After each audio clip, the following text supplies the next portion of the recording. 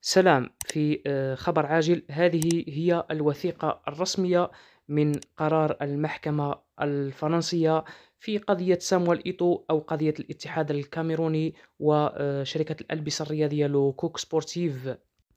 يعني هذه الوثيقة اليوم لمن يكذب الخبر وصلت من الكاميرون لصحفي جزائري معروف جدا.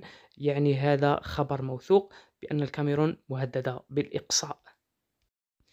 يعني نحن نتمنى أن يواصل صامويل إيتو تعنته، وأن يتخذ قرارات ارتجالية في غير محلها، والفيفا ستعاقبه إن شاء الله. وبوقوف الرجال إن شاء الله تكون الجزائر في المونديال.